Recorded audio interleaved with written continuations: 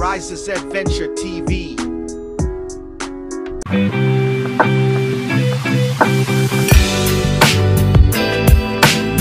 Hello guys! Welcome back to my channel. For today's video guys, ay papakita ko sa inyo kung ano ang ginagawa namin kapag may bagong panganak sa mga alaga namin na baka. Usually po kapag nanganak ang baka ay hinahayaan muna namin ito na kanyang dilaan ang kanyang baby para madry ito at makakatulong na rin ito para sumigla yung baby bago namin ito ihiwalay sa kanyang mother. At kapag okay na ay kukunin namin yung baby at ilalagay sa kanyang kulungan at kukunin din yung mother para mapagatasan. So guys, andito na tayo sa kulungan ng mga milking cows.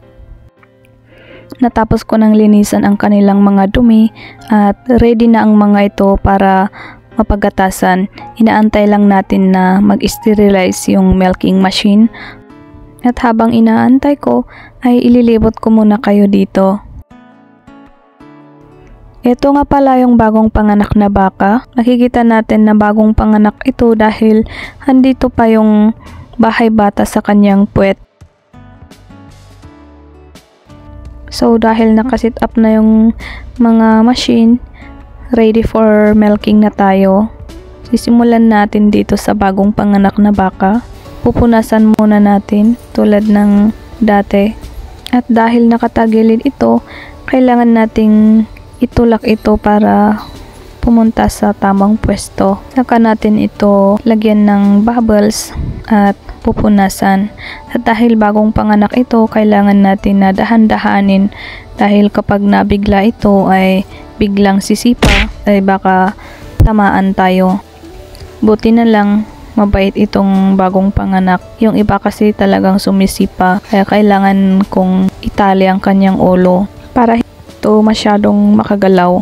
At dahil bagong panganak ito, gagamitin natin yung bucket para kukunin natin yung pinakaunang gatas niya para ipainom sa kanyang baby. Yung tinatawag nilang colostrum. Pinaka-importante kasi yon na ibigay sa kanyang baby para sa immune system. Sa pagsasalpak natin nitong unit ay kailangan din nating dahan-dahanin para hindi siya mabigla dahil pag mabigla siya sa tunog ng unit ay bigla siyang sisipa. So, naranasan ko ng masipa nito at natamaan yung aking bibig. Kaya ngayon ay super ingat na ingat ako dahil may trauma na. So habang inaantay natin na malagyan ng gatas yung bucket, sunod naman nating pagatasan itong mga ibang baka yung dati na andito.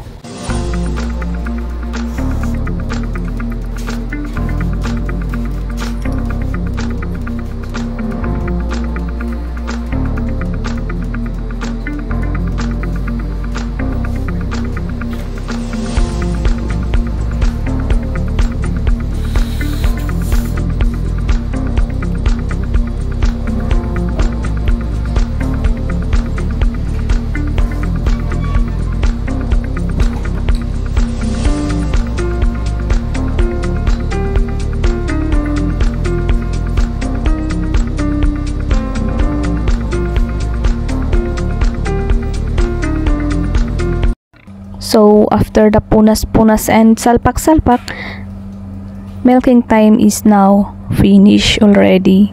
I-ready na natin yung nakuha nating gatas kanina sa bagong panganak at ilalagay natin dito sa kanyang mamador. Hunyubin ang nihongo nito. Ilalagay natin dito at medyo papainitin ng konti, saka natin ipapadede sa kanyang baby mamaya. So yun guys, hanggang dito na lang ang ating video at dahil marami pa akong gagawin. Salamat sa iyong panonood and please don't forget to like and subscribe. Thank you.